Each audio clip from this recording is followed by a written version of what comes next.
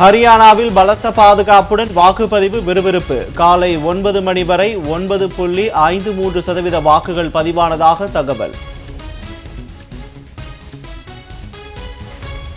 SEBI தலைவர் மாதவி பூஜ் வருகின்ற 24ஆம் தேதி நாடாளுமன்ற பொது கணக்கு குழு முன்பு ஆஜராக சம்மன். அதானி குழும பங்குச் சந்தை முறைகேடு விசாரணையில் ஒருதலைபட்சமாக நடந்து கொண்டதாக எழுந்த புகாரின் அடிப்படையில் விசாரணை நடத்த திட்டம்.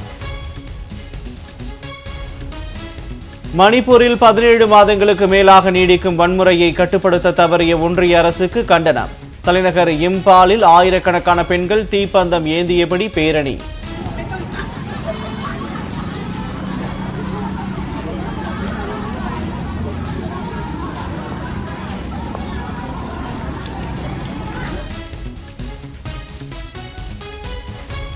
விமான சாகச நிகழ்ச்சியையொட்டி சென்னை பெருநகர காவல்துறை சார்பில் விரிவான பாதுகாப்பு ஏற்பாடுகள்.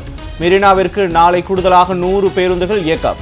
காமராஜர் சாலையில் போக்குவரத்து மாற்றம்.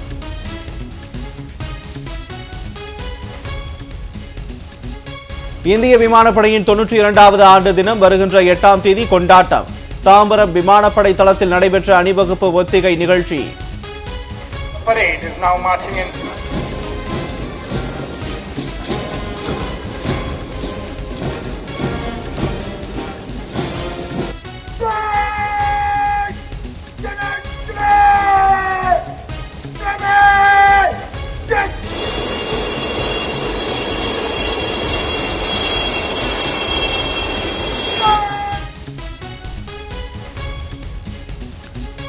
சீனாவிற்கு மாற்று உற்பத்தி மையமாக தமிழ்நாடு திகழ்கிறது. அமைச்சர் பிடிஆர் பழனிவேல் தியாகராஜன் பெருமிதம்.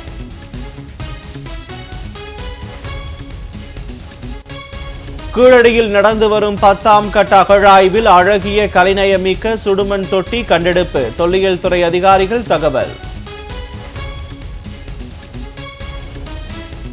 இலங்கை அதிபருடன் இந்திய வெளியுறவுத்துறை அமைச்சர் ஜெய்சங்கர் சந்திப்பு. மீனவர் பிரச்சினையில் மனிதாபிமான அணுகுமுறை தேவை என வலியுறுத்தல்.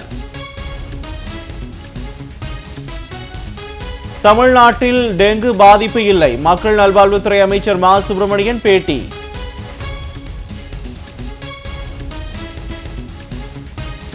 துனிசியாவில் அதிபர் கயீஸ் சயீத்துக்கு எதிராக ஆயிரக்கணக்கான பொதுமக்கள் திரண்டு ஆர்ப்பாட்டம். அதிபர் தேர்தல் நடைபெற 2 நாட்களே உள்ள நிலையில் நடைபெற்ற போராட்டத்தால் பரபரப்பு.